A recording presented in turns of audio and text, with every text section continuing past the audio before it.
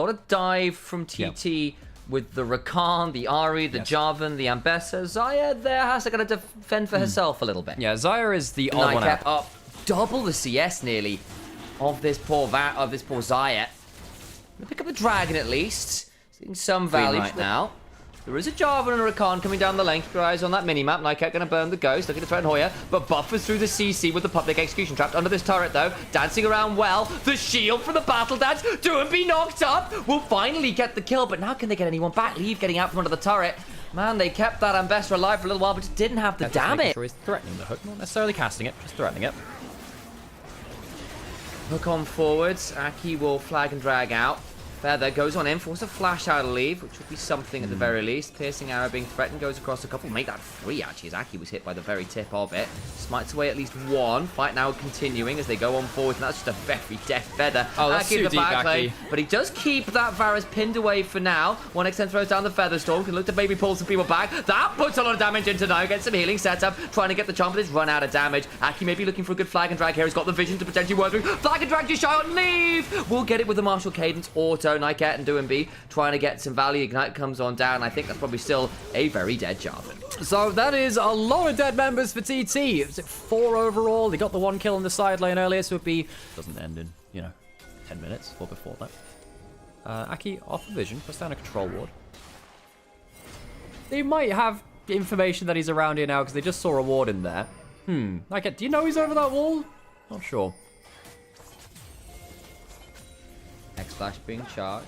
Aki looking for leave. Remember, doesn't have the flash from the last play. There's the Cataclysm. Battle Dance quickness comes on down, but they still don't have the damage because 1xN was jumped up by Nio. 1 for 1 in terms of the AD carries, but Aki is likely going to go on down. Hoya's turned on up, but he doesn't find an angle, and now he's alone in a 1v4. The Xayah just can't follow up with the play. Goes down. Hoya is very much in no man's land. Trying to hit an ult, I suppose. Does hit that first bit.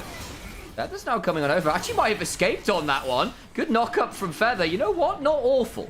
Not awful indeed. Leaveneck can now teleport back out onto the map. Has that summoner. And TT, we said that they needed stats to dive with. They just don't. Aki looking to see whether someone can be picked up here. He's got his Rakan nearby, but Nycat now coming on over as well. For what Aki's plan is here. He's kind of caught off, just got spotted on the control board. They know he's there, so he's going to flag and drag over into a Nautilus and die. That was a play of all time. Aki gives another kill over to his old team. Aki had a bunch of criticism while he was even on this roster. Potential dive up here. Just getting the ult out of a Rod of Ages Ari can be a bit of a win condition in itself. It is a long cooldown without that Malignance. Does have the cooldown boost to give some. Jump over the wall from Nigh onto Feather. Won't be able to do that much. And good damage from Sata means that they won't be able to get that Ari ultimate. They'll have to go up to the next wave and clear it out.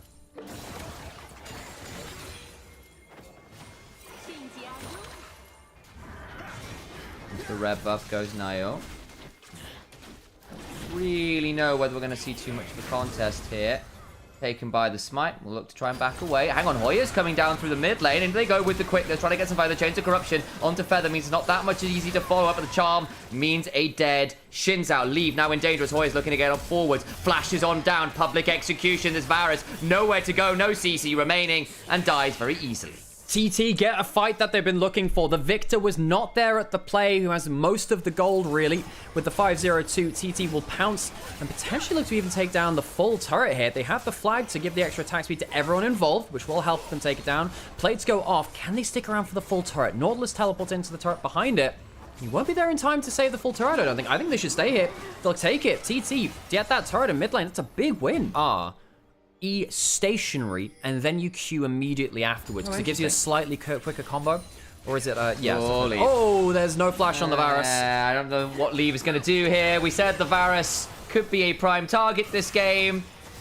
And he is, in fact, a prime target. Aki, though, flags and drags through. He's going to get out. Oh, my God. No W there to bop him out of it or go unstoppable. 1xN has no ult now. No bodyboard. There's the bodyboard. Oh, there is, and he gets out with the Battle Dance. Cleanse on top of Feather meant he could ignore so much of the CC. They use the Chaos Storm and everything. NIP from such a dominant position strategically. The Victor in an... Great cleanse into ult from Feather there as well to make sure that 1xn gets out scot-free, has to burn nothing. So Dragon's going to decide to NIP. I think now's a good time to talk about Aki, because he's important to both teams, part of NIP. But the ult just short, maybe? I'm not sure. I didn't think it was just short, because Varus just had enough move speed to get out, from what I saw. Yeah, and of course, having stuff like the Ghost Blade can help you with that active to get out of that. 1xn hit with a decent amount of poke. That is a dangerous hook! Oh no, and the feathers afterwards with the Cataclysm! Oh no! I don't think it could have gone much worse. Arrow will take down Chovy, but NIP, what was the plan there?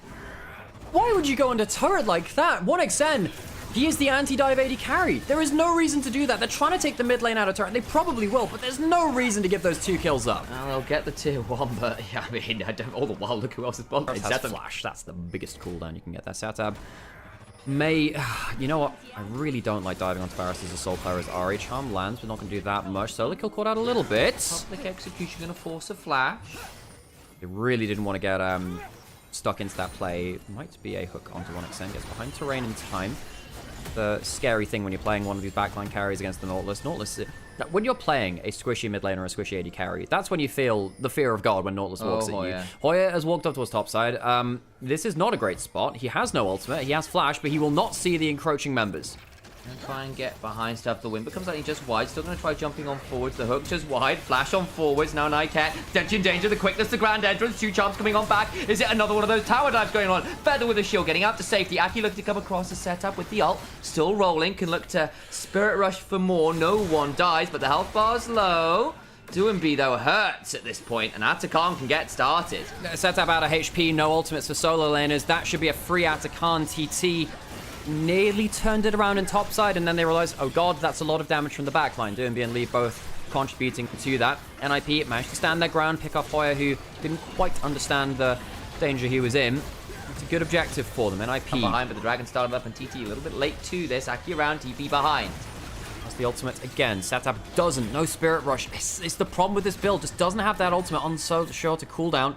It's going to need to wait like another 10 seconds or so. Will the fight happen before that? I think it is. There's those 10 seconds we're talking about. Going to try and time this with the feather pull. Nio just wins it.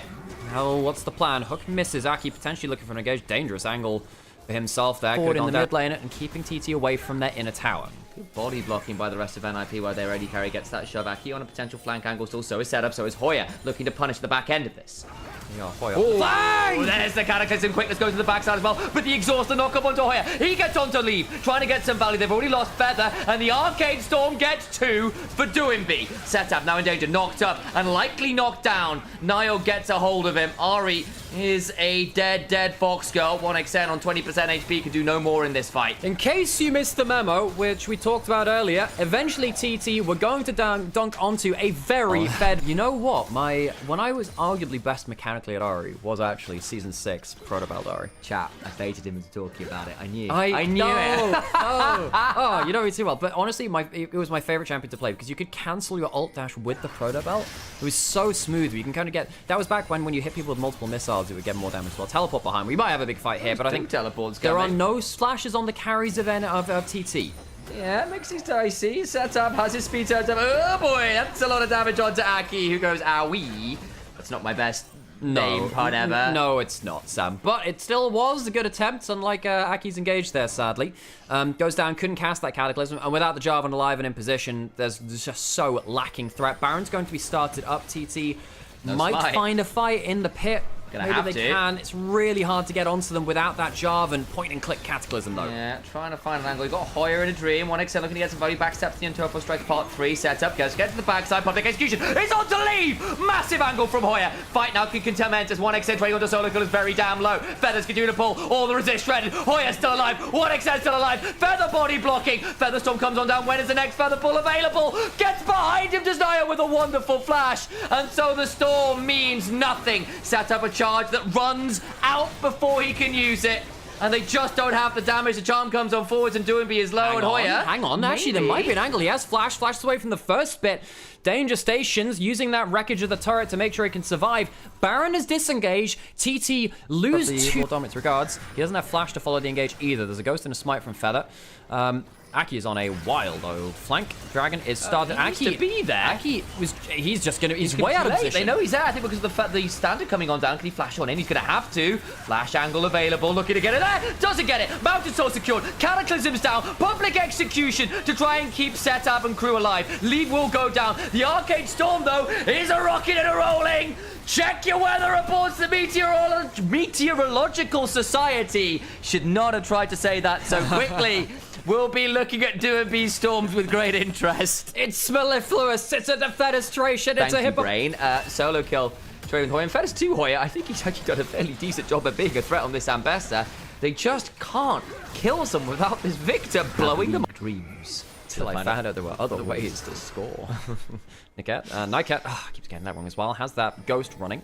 Doesn't have flash. Might be able to just walk in and get some range for the ultimate. Hoya not using that ult to go invulnerable through it. Yeah, gravity field coming down as well. I think that is a very dead Ambessa.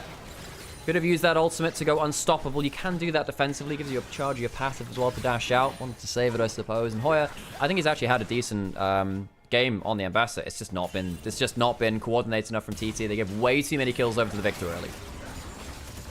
And they just get to keep rolling forwards. Mountain Soul, 7k gold leads. Plus, at this point, as the second turret falls down, solo kill in mid, and without very much in the way of damage, Setup's going to try and at least get a bounty here, but he's going to have to reset soon. Yeah. I think he might get Shadow Flame gold off that, and that might be the dream, but it's in now, of course, to the Mountain Soul. Yeah, he's going to teleport back to make sure he's... And that is going to be the objective bounty down. Towers are already falling. Setup trying to get some wave clear in. He'll go back, finish his Shadow Flame now. Gets it. Aki trying to clear through the mid lane turret, but NOP, they don't give it to them. They kill the turret, get themselves onto the next thing, flash in. Good reactions from 1xN to get that ult down. Yes, the feathers are in the wrong direction, but the most important thing is he wasn't hit. Oh, but then in the backside, Nio goes on down, but the charm is pretty good from Feather, who in fairness on this regard has done his very best to body block. The problem is there's just no damage. Aki's on the other side as they've gone and done their very best to keep the AD carry alive.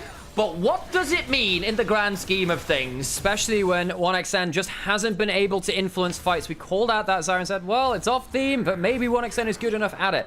I don't think he has been good enough at it to justify this one. And the draft has been far, far easier to play for NIP. Hook lands, and NIP will take down the last Nexus turret. 1xN just be trying to stay alive, but there's a Crescent Guard coming on down. Feather does get to the backside, but it's just not enough to keep 1xN alive. It's just 1x marks the spot of a dead AD carry, a Cataclysm to mark the end of days, at least this time for Thunder Talk. We go to the full 3. TT will be brought to 3 games, both of the series between these two teams going